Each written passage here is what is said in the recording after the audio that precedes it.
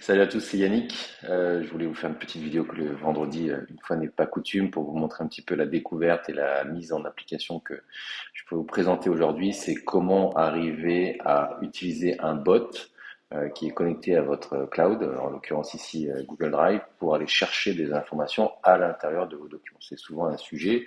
Donc c'est pas un moteur de recherche, c'est pas Google, c'est pas ChatGPT, c'est vous lui mettez une base de documentation. En l'occurrence ici, j'ai mis des livres blancs, des fiches de poste et ainsi de suite.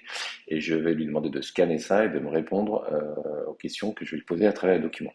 Donc j'ai un premier document ici, c'est un livre blanc là sur les tableaux de bord. J'ai un deuxième document, c'est un livre blanc sur tout ce qui est outils no-code, pour vous montrer un petit peu les différents formats. Tu as du Word, tu as de l'Excel, tu as du PDF. Ici, c'est une fiche de poste. Ici, qu'est-ce que j'ai? J'ai un autre livre blanc. Bref.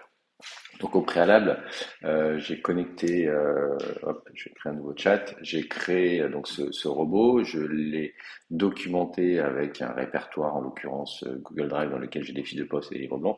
Et là, il va scanner tout ça et il peut faire office de moteur de recherche interne. Je vous montre un exemple. J'ai mis 4 cas que je me suis noté. Donc sur le tableau de bord là le livre blanc des tableaux de bord, quels sont les KPI important dans un tableau de bord. La question n'est pas hyper importante et la question n'est peut-être pas forcément pertinente. Ce qu'il faut comprendre dans ce cas d'usage, c'est qu'il va aller screener, ce qu'il va aller lire tous vos documents et à partir de ça, il va répondre. Donc il va pas halluciner sur un certain nombre de choses, il prend les informations sur le document. Donc là, il s'est connecté, donc il a compris que je veux aller chercher les informations sur ce livre blanc. En fait, il a récupéré partout et il a répondu. Donc ça, c'est le premier cas dans celui-ci. Je vais lui demander ici, et tiens, quels sont les outils no-code dans l'e-commerce? Il est censé me donner ces informations-là. Je vais dire, quels sont les outils no-code dans l'e-commerce? Encore une fois, hein, c'est vous projeter sur le fait qu'il va récupérer les informations, tac tac, et donc là, il me demande des informations Wix, Shopify, Squarespace et ainsi de suite.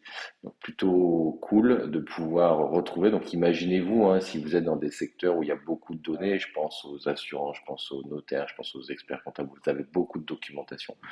Il va récupérer. Là, je prends un autre cas d'exemple. Je suis dans le domaine des RH, je veux retrouver les fiches de poste. Tiens, c'est quoi le levier d'un chef de projet digital? Quels sont les leviers d'acquisition pour un chef de projet digital? Bon, voilà, je formule ça rapidement en live avec vous. Donc, il va aller chercher dans la fiche de poste et il va me dire, voilà, c'est le SEO, c'est la publicité. Donc, c'est ni plus ni moins ce que j'ai noté ici. Et peut-être un autre exemple, je sais pas, quels sont les autres modèles d'IA, on va dire. Quels sont les autres modèles d'IA mis à part ChatGPT? Donc là, pareil, il va récupérer dans un fichier PDF. Voilà.